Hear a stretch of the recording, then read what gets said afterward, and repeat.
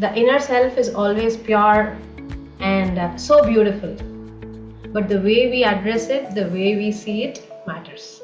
So we are not human forms to experience the Godhood. Instead, we are God forms to experience the humanhood. What a vast difference of seeing life. Pyramid is the shape like this from Aneka to Eka. So next we have a conversation with Shalini ma'am on the topic Be a Master. We all know her, and the small introduction about her is she's an IT. She was an IT graduate, and she began her meditation journey in 2004 while she was still in 10th standard.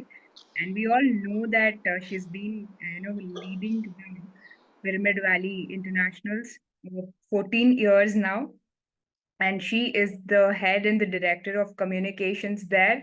Her dedication extends to teaching. As a teacher of meditation, she has guided thousands of spiritual seekers, imparting her knowledge in multiple languages.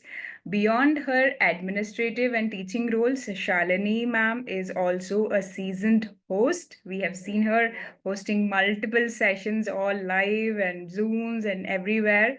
So she is the moderator. She has moderated numerous online sessions, notably the Patriji's Enlightenment Hour, and has been a prominent anchor and host for many events at Pyramid Valley International. So it's a really great privilege to all of us to welcome her to this session. Thank you, ma'am. Thank you for accepting our invite. Welcome to WOW. Thank you, Prithvi. Thanks to the entire WOW team for having me here today in this weekend program. So, ma'am, the topic that you have chosen is Be a Master. And our previous session was also on mastery.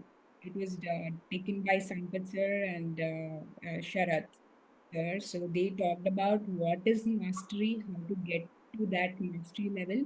So what exactly are we mastering? Here we are mastering our minds, and what stops us from mastering the mind, like the Arishad Vargas, that is what we talked about. And the first step to start with mastery is observation, is what we learned mainly. So today it's kind of a continuation of that session, I would say. We'll be getting more deeper into the subject. So to start off with, ma'am, what it means to be a master. So all thanks to our Grandmaster Brahmarshi Patriji, through whom we have learned this meditation, a very simplest technique called Anapanasati meditation. And as I've been in PSSM and with Patriji for about 20 years, I feel mastery is a journey. So today I am at level 1, which is I am master of that level. And it doesn't stop there. It's an ongoing process. As we keep sharpening ourselves, as we move more towards the clarity from chaos, as we keep having more deeper understanding about everything around us and about us. So that's what I would say the mastery is all about. Is there a sequence where we have to start the mastery? What is the starting point? It all starts with meditation, I would say. So the three weapons what PSSM has given the whole world: Dhyan, Swadhyaya, and Satsanga. The more and more we meditate, the more and more we understand ourselves. So we see our biological system in the mirror. When the mirror is cloggy, can we see our reflection properly? No. It doesn't mean that I am cloggy. The mirror is not clean. So that's why I'm not able to see my reflection in a clear pattern. So I need to clear the mirror. I need to make it tidy. Then I can see my reflection in a right manner. The same way is the inner self is always pure and so beautiful. But the way we address it, the way we see it matters. So through meditation, we get rid of all the unnecessary things here, the patterns, the belief systems, lot of things which is clogged here.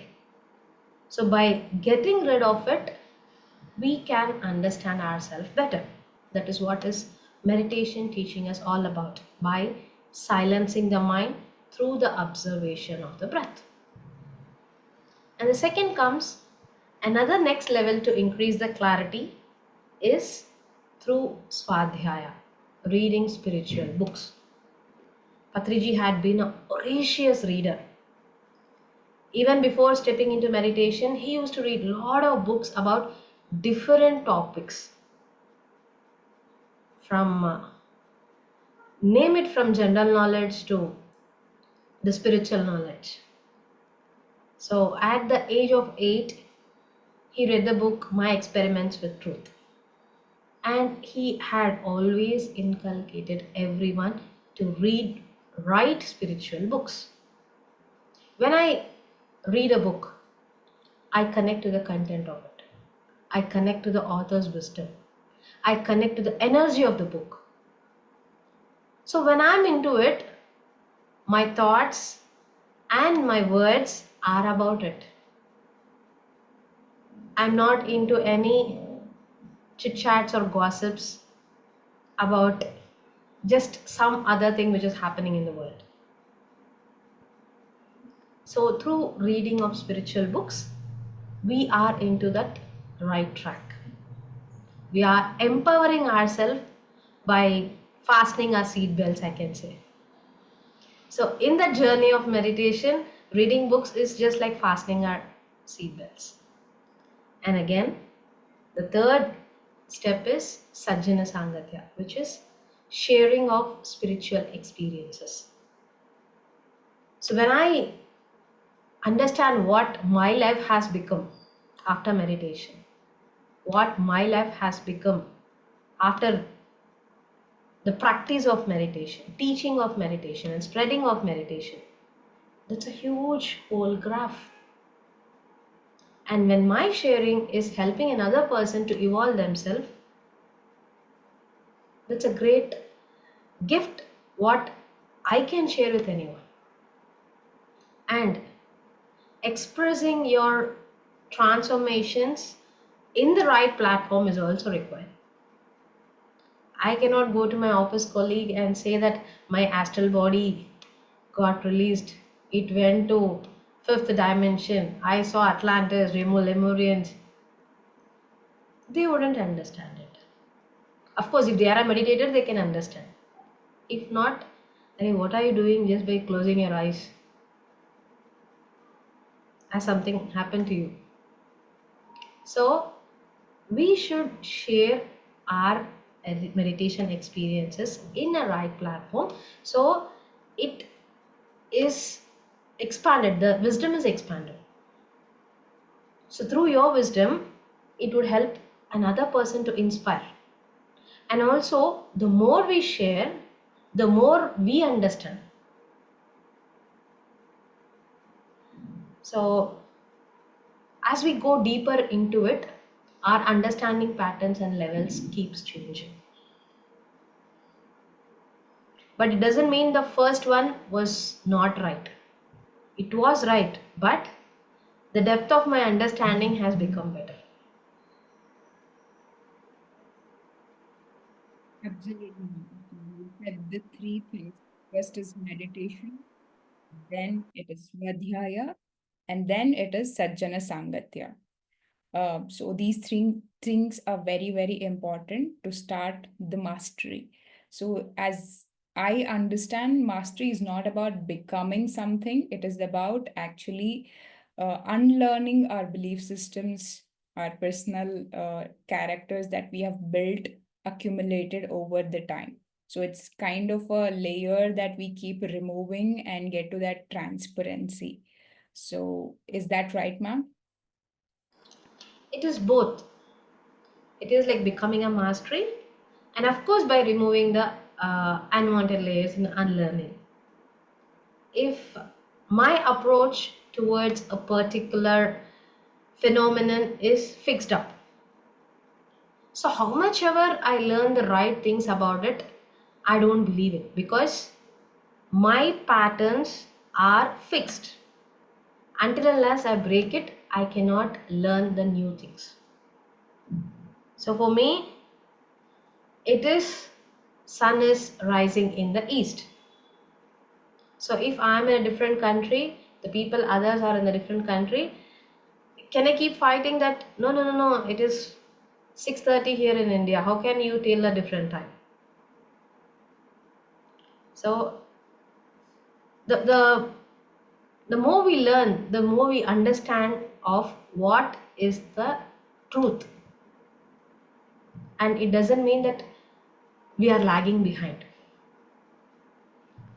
So there's always a progress. Spirituality is a constant progress. If in case you're not growing, it means that you are stagnant, but it doesn't mean that you're going back. There is no going back in spirituality. Without meditation, without Swadhyaya, without Sajjana Sangatya, you would be in the same place where you were. But it doesn't mean that you're going back. But with these three together, the combo, your progress will be faster. So that's called the law of hastening your progression. So there's a law of constant progression, and with these three factors together, it is law of the hastening your progression, speeding up the process like a catalyst. So, ma'am, why should anybody work for mastery? First of all, what is the need of it? Ha. So why is it needed is, whatever the work we do, we have to become the master of it. Now Sanjay Singh is here had played sitar. How many hours of practice he would have done to become the master musician? If I play just 1 hour of music in my home, I cannot go and perform on the stage. Mastery is through the consistent practice. Many times people say that, Madam, I have been meditating for 3-4 days. I'm getting a lot of thoughts. How will I proceed forward? Will meditation happen to me? So, your 40 years of life, you just want to get it dissolved with just 4 days of meditation? So, meditation is not a one time affair, it's not an overnight change. Of course, the change is there, it is so minimal that you're not able to see the change. With every sitting of meditation, the meditation what I did today and the meditation with what I do tomorrow, I have evolved. The change is there. Until unless you don't observe, you cannot understand that change. So with all the small minimal factors together, it brings the bigger change. And it is a due course of action. And that's where is the journey of mastery. And again, this is not again a matter of a perfection. It is the journey of mastery.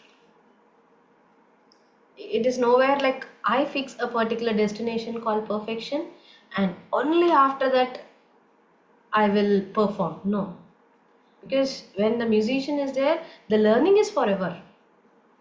He can't say like I will learn all the 72 ragas, I will excel in that, only then I will play it on the stage. With whatever the ragas you have learned, you can still perform on that. Whatever you have not learned, you don't perform on that. So in this spiritual science, whatever we have learnt, we have to share. No, I didn't read that book. What will happen if I get the question from that book? What if the meditators who are on the Zoom will ask something what I don't know? So when that fear factor is there, we can never ever attempt anything. So mastery is a journey where We are traveling from zero to infinity. And again, understanding it is again a circular journey of coming back to zero. And this coming back to zero is a known space where everything is the shunya. So zero to hero to zero. So that's the journey about. That's so beautiful. You just hit this right point, ma'am. I just finished reading this book called the Jonathan Livingston Seagull book. The impact this book has given to me is like I'm still in the hangover of this book because it is all about mastery. A bird which comes and it masters the gift which is given to it, that is flying. And his friends and the people around it, the other birds, look at it as something, miraculous, out of box thing, and they start doing rituals around it. But mastery is all about what you have been given as a gift. You utilize it in the right way, and you do miraculous things with that. So humans are gifted with a mind, and today we have been, kind of caged inside the mind. We are in the slavery of mind instead of mastering the mind, instead of using the mind to create miracles and be a god. We have been caged into the mind. So I think mastery is all about looking at the mind and taking over the control of the mind and doing miraculous things. So what do you say about that, ma'am? So a question with whatever you expressed right now, that we are caged, right? So who is caging whom here? We ourselves are caging. We ourselves are keeping some limiting factors. I can't go beyond this. It is not my cup of tea. It is not in my hands. When the same breed of the bird, when so many were there, why only this bird flew? It attempted. And just with first attempt did it fly high? And again, can it compare with an eagle which is flying very high? So everything has its own characteristics. So everything has its own nature. So I cannot compare a bitter gourd with jaggery. The nature of bitter gourd is bitter.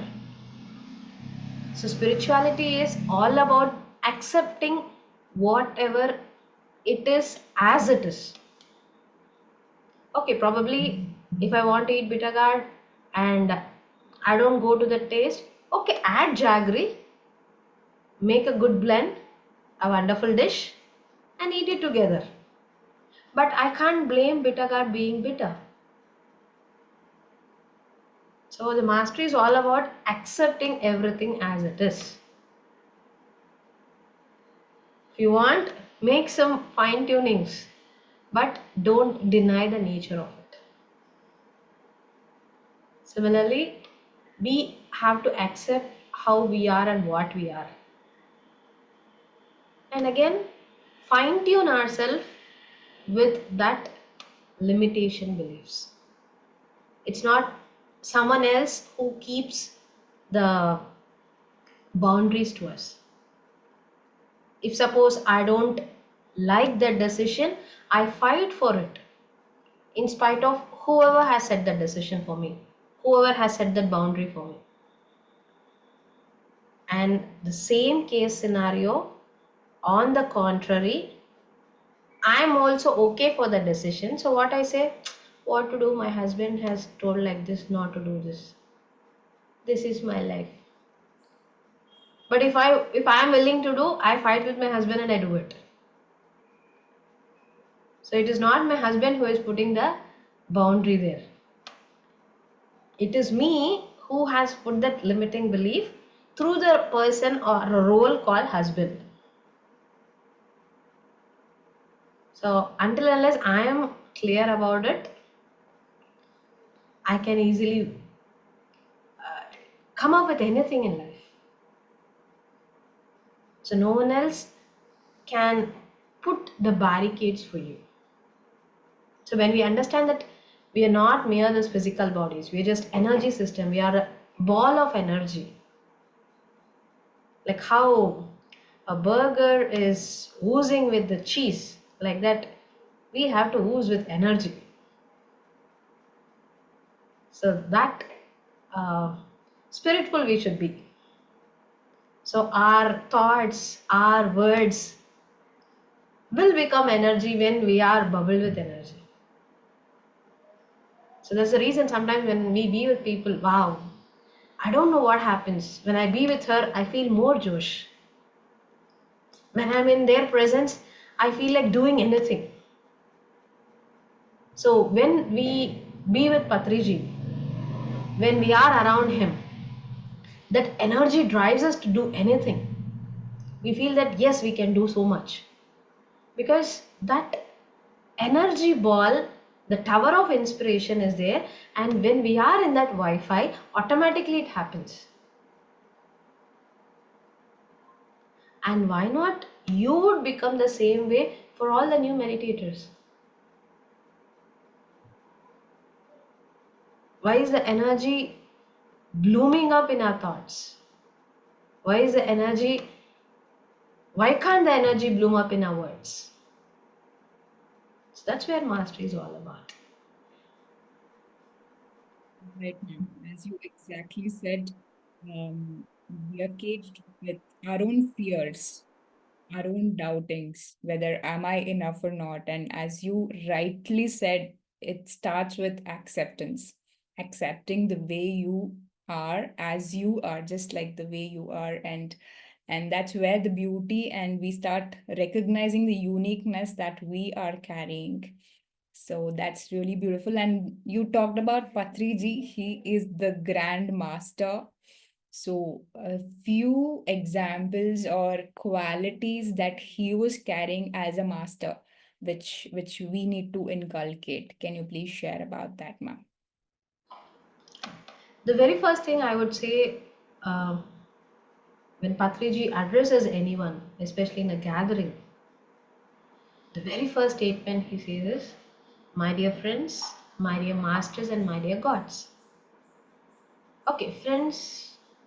Friends mean same age group. It has to be. How can a person with such different personality with a beard address everyone as friends? That itself was a first shock for me. The next is my dear masters. We are coming here for the meditation for the very first time, or even after 3 months or 1 year. How can a person be a master? So that was the second abstract question. And the third is out of boundary. My dear gods, how can a person be a god? Human being is different. The angelic kingdom, God kingdom is different. And this first addressing statement of Patriji itself is a huge wisdom behind, I can tell. So when we are here, we become friends with everyone else. The Maitreya Buddha Tattva, where he was a man of friendship. Friendship with 7 years to 70 years, I can say. And the same wavelength he used to be with people. And whenever we used to go and meet him, when my mom meets Patriji, she used to say, Sir, namaste. He used to again greet back namaste. When I was in my school days or in the early college days, when you go and meet, I used to say, I wave hand, hi sir. He said, hi. So the same person addressing two different generations in the same way they were greeting him. So that makes, he's our friend. The wavelength he used to, and the openness he gives for every person to come and share, to come and listen to him, and there is no any restrictions or any kind of appointment system, or you have hierarchies or layers that you have to cross so many people to go and speak with him. No such things. So he was a friend of everyone. And the next is he used to see the mastery in everyone, and he used to encourage everyone on the scene. When you are into singing, but still you're not completely into it, he used to encourage, learn more, practice more. When a person is good in English, he used to involve them into the literature work, do so many corrections, versions after versions, versions after versions. From Pyramid Valley, we used to print the yearly calendar. And to print one calendar, we used to do the corrections of versions for at least 12 to 15 times. Believe it? 15 versions of corrections for a calendar. I was like, once it was almost December 26th. Generally, we release it on December 25th, like wherever the annual event happens. And it was December 26th already. I'm still having the papers in my hand. I was roaming behind him to get it corrected, completed, finalized, printed, and get it transported, release it. So many things were going on in my mind. He asked, what is the urgency? Because once this calendar is there, it would be on your table for the complete 1 year. At least a book you would read, keep it back. But this calendar would stay with you for the whole 1 year. Why don't we work some more on it? I was like, sir, you're busy, why to disturb you? Sir, no, I'm here to work on that. I'm making myself time. So whenever the next version is ready, whatever the time it might be, get it for me. I'll sit and do the corrections. And the very first time when I used to see Patriji doing so many versions of corrections, I used to think, why doesn't he see this difference in the previous version? And then I understood the pattern of how he started doing it. Like first he would do the beautification of the content. Then he would again look up for the punctuation marks. And again he used to say this particular words has to be in the bolder case. And these has to be in italics. So the italics and the bolder cannot come when he is working on the content part. The beautification and the presentation of it is in the later phase. So that is a master all about. And he used to share that wisdom with everyone. And he used to say that when I'm doing the corrections, the way he addresses, if there is some like shorthand kind of, some symbols where if he mentions 2 lines, it is like next paragraph. So then by habituation, we understood what it was. And once he told me, there is also a book to how to do the proofreading. I have read that book and all these things are mentioned in that book. I said, oh, is it so? So the mastery is an ongoing process, and probably if he would have had time, he would have looked for another 10 versions. But finally, by December 29th, we released the calendar that year. And that is a master all about. I can say a grandmaster all about. And how he addresses everyone as masters. He emphasizes us to see in that whole. So we are just closing it up, all the furrows and burrows, and we're not going into it. So he says that see to the peep into it. So all the mastery is about. And the next is, my dear gods. This is like above the crux. And when I listen to one statement from Patriji, that we are not human beings to experience the godliness. Instead, we are God beings who have come here to experience the human form. The whole perspective of the life, the physical body, the soul, changed like this for me when I listened to the statement.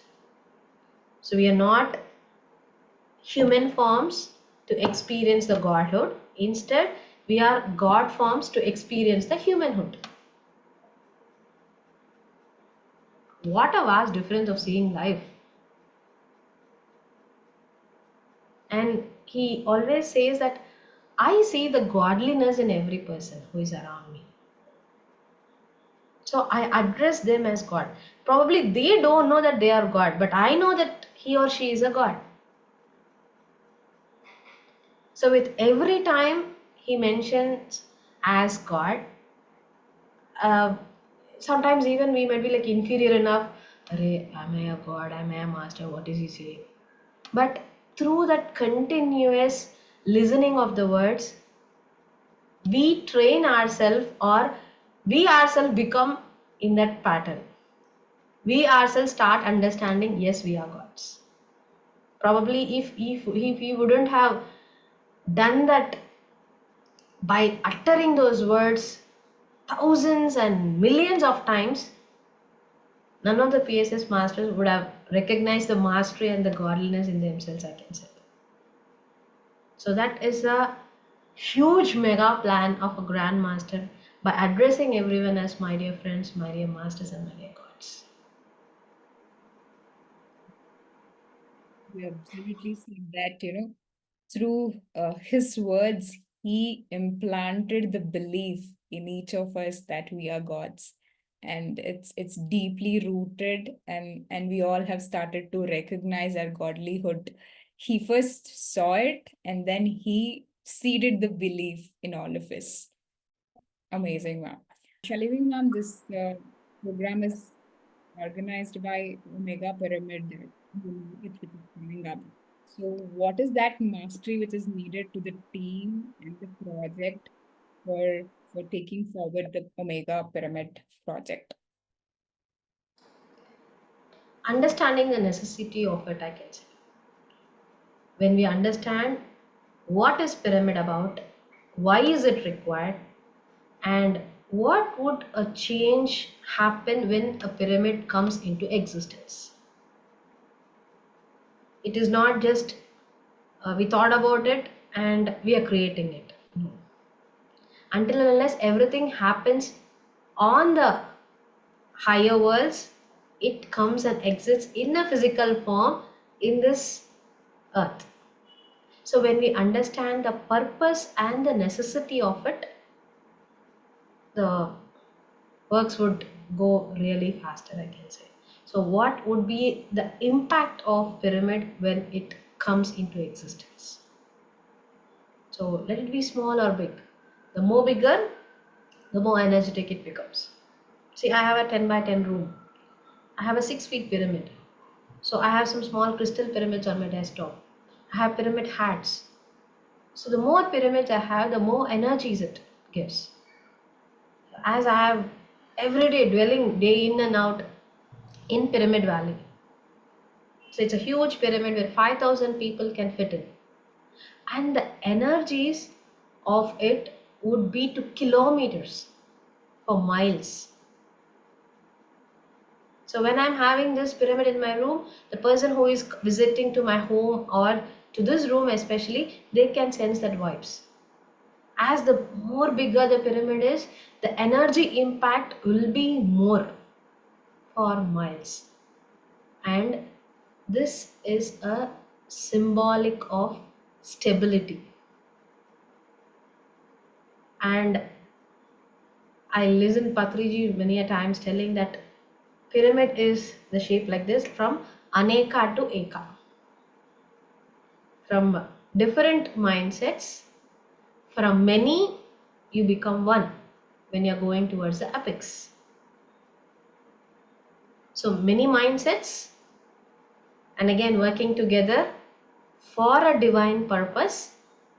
The togetherness, the oneness consciousness will get the pyramid manifested, installed into the existing as early as possible with all the group energies. Thank you so much, ma'am. And we have Sharma sir from Omega Pyramid. Can we unmute him? Thank you, Shalini madam. So your name and Chandu sir's name are permanently linked with Omega Pyramid.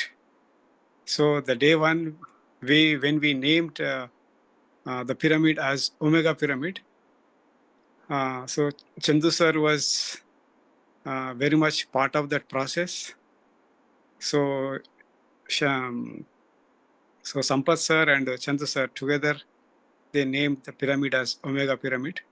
And so when the name was decided immediately, so Chandu sir sent a message to Shalini madam. And within a minute, or I don't know, even less, so she immediately sent Patri sir's message, alpha to omega message. So he was giving that message when Dale and Shastri sir vacated his body. So it is alpha to omega. So that was the confirmation that the name was very apt, and it is a great name. And so Shalini madam is also, so thank you so much, Shalini madam, for being part of this Omega Pyramid project and giving all your support. Thank you so much to you and Chandu sir. Thank you so much. Thank you, Sharma sir. It's a privilege that you share this. And yeah, that's what it's all about. We don't know that we would have done some work, but we don't know what would be the impact of it. So, him working towards getting that pyramid's existence in this planet, we don't know how much is going to happen after the pyramid is getting installed. So Shalini ma'am, it was really amazing. I really thank you for taking out your time and being with us and sharing those important messages. It was really amazing talking to you, ma'am. Thank you. Thank you, Wow team, and thanks to everyone. And on the final note, I just get reminded of Patriji's book in English, Be a Master.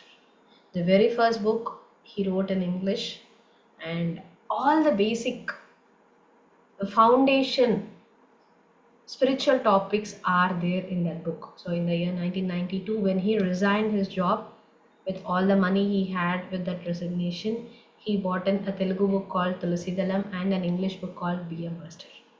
So with that inspiration, we are also doing many sessions at Pyramid Valley called Be a Master. So a 3-day residential program, and it's a bi-monthly program.